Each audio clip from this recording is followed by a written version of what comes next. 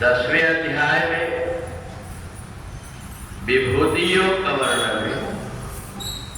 विस्तरेण आत्मनो योगम विभूतिम च जनार्दन भूयः कथा तृप्ति श्रवतो नास्ति मे मृत। अर्जुन ने 10वें अध्याय में भगवान से पूछा कि संसार में सब जब आपके बनाए हुए हैं तो इनमें अलग अलग अंतर क्यों लगता है? कोई व्यक्ति एक एक पैसे के लिए तरस रहा है और एक के पास इतना है कि वो संभाल नहीं पा रहा। भगवान कहते हैं कि जो भी मनुष्य है वो अपने कर्मों के अनुसार धीरे धीरे मनुष्य से मानवता उनमें बढ़ते जाती है और वो विभूति हो जाती है। जैसे जितने भी नदियां हैं, जितने भी पर्वत हैं, जितने भी पक्षी हैं, पशु हैं, इन सब में हर एक व्यक्ति एक सा नहीं रहता है। बहुत से ऐसे पशु हैं जो पहले जन्म में उन्होंने सत्कर्म किया पर अपनी कोई चूक के कारण उनको पशु बनना पड़ा। तो इसलिए ये मेरी विभूतियां हैं, अर्थात जहां जो कुछ है और जिसके अंदर अच्छाई है वो अलग दिखाई दे देता है।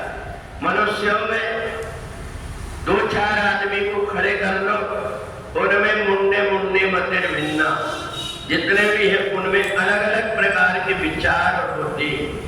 इसलिए है एक व्यक्ति अध्यात्म की तरफ मेरी तरफ जुड़ा हुआ है, उसका आचरण, उसका व्यवहार, उसका बोलचाल, उसका जीवन शैली सब प्रकार से दूसरों से अलग दिखाई देगा। वह अपने माथे पर चंदन लगा करके और ये डंके की चोट पर कहता है कि मैं परमात्मा का हूं और ये निशान मेरे माथे पर बना हुआ है। एक व्यक्ति रोज परमात्मा से जुड़ करके परमात्मा की वाणी को सुनता है, परमात्मा के वेदों में शास्त्रों में कहे हुए चरित्रों को सुनता है और वैसा आचरण करके दूसरों को कष्ट न हो इसका ध्यान रख करके कर्म करने लगता है। तो इसलिए जिसके अंदर एक विशेषता दिखाई देती है वो परमात्मा की विभूतियां। अगर वो ये सोचे कि ये व्यक्ति 8 बजे तक सोया रहता है, मैं 5 बजे क्यों उठ जाता हूं, उसको परमात्मा ने वैसा बनाया हुआ है, उसकी वृत्ति वैसी नहीं बन पाती। उस व्यक्ति को अगर एक दिन रोज अगर भगवान के दर्शन करने का नियम है, एक दिन नहीं आता तो रोज उसको लगने लगता है।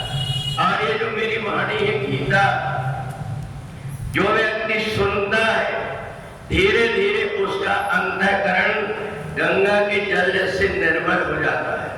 जितने प्रकार के पूर्व जन्म के उसके अंदर कमियां रह गई हैं, जिनको सुधार नहीं पाया, ये गीता की वाणी के द्वारा उसका अंतःकरण पवित्र हो जाता है। ऐसा व्यक्ति जो गीता का पाठ करता है, उसके मरने के बाद में शरीर को, हड्डियों को गंगा में नहीं भी विसर्जित किया गया तो गीता के द्वारा ऐसा पवित्र हो जाता है कि वह आवागमन के बंधन से छूट जाता है। और इसलिए 10वें अध्याय में भगवान ने हर जगह परमात्मा ने कुछ न कुछ विशेषता दिया हुआ है। चाहे आप पशु में देख लें, पक्षी में देख लें, मनुष्यों में देख लें, देवताओं में देख लें, ऋषियों में, जितने भी हैं उनमें जब विशेष गुण होते हैं वो परमात्मा की विभूति कहलाती है।